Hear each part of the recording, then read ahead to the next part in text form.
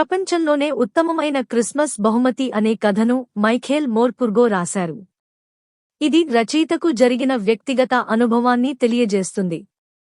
Christmas ఈవ్ సమయంలో రచయిత ఒక జంక్ షాప్కి వెళ్లాడు. అక్కడ అతను ఓ పాత రోల్టాప్ డెస్క్ చూశాడు. అది ఓక్ వుడ్తో తయారు చేయబడి ఉంది.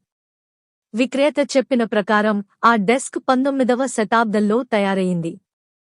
అది మంచి స్థితిలో లేకపోయింది. మరమ్మతులు అవసరమయ్యాయి. రచయిత దానిని మరమ్మతు చేయగలడని భావించి కొనుగోలు చేశాడు. ఆ డెస్క్ను తన ఇంటికి తీసుకెళ్లాడు. డెస్క్ను తెరిచి మరమ్మతు చేయడం ప్రారంభించాడు. అన్ని డ్రాయర్లను తెరవడం కొంత కష్టంగా అనిపించింది. ఒక డ్రాయర్ బాగా గట్టిగా మూసి ఉండగా మరొకదానిని బలంగా నెట్టి తెరిచాడు. ఆశించని విధంగా ఆ డ్రాయర్లో ఒక నలుపు రంగు టిన్ బాక్స్ కనిపించింది. అందులో ఒక లేఖ దాచిపెట్టబడి ఉంది.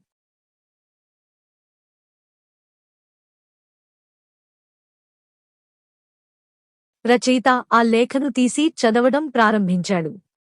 ఆ లేఖ బ్రిటిష్ సైనికాధికారి అయిన జిమ్ మాక్ఫర్సన్ రాశాడని అతనికి అర్థమైంది. ఇది అతను తన భార్యకు రాసిన చివరి లేఖ. ఆ లేఖను జనవరి 1915 స్వీకరించారు. కాని లేఖను 1914 డిసెంబరు 26న రాశారు. ఆ లేఖలో జిమ్ మాక్ఫర్సన్ క్రిస్మస్ రోజున జరిగిన ఒక సంఘటనను వివరించాడు. అప్పుడు మొదటి ప్రపంచ యుద్ధ కాలం. బ్రిటిష్ సైనికులు జర్మన్ సైనికులతో యుద్ధం చేస్తూ ఉండేవారు. జిమ్ మాక్ఫర్సన్ మరియు అతని సైనికులు జర్మన్ సైనికులతో కలిసి స్నేహపూర్వకంగా సమయాన్ని గడిపారు. వారు కలసి తినిపించుకుని, ఆడుతూ, పానీయాలు పంచుకుంటూ శత్రుత్వాన్ని మరచిపోయారు. వారు స్నేహితులలా ప్రవర్తించారు. రచయిత లేఖ చదివి పూర్తి చేశాడు. తిరిగి దానిని మడిచాడు. ఆ లేఖలో పేర్కొన్న చిరునామాకు వెళ్లి జిమ్ మాక్ఫర్సన్ భార్యకు ఆ లేఖను అందించాలని భావించాడు.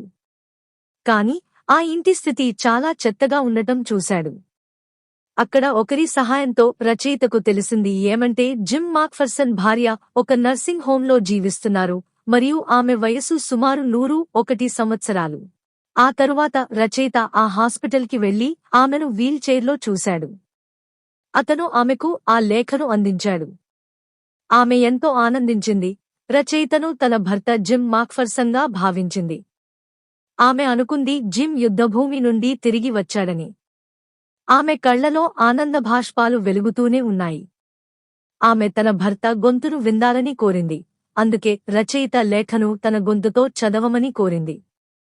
ఆమె అతన్ని తన పక్కన కూర్చోబెట్టి చాలాసేపు ప్రేమగా మాట్లాడింది. ఆమె చెప్పింది, ఇదే ప్రపంచంలోనే ఉత్తమ క్రిస్మస్ బహుమతి.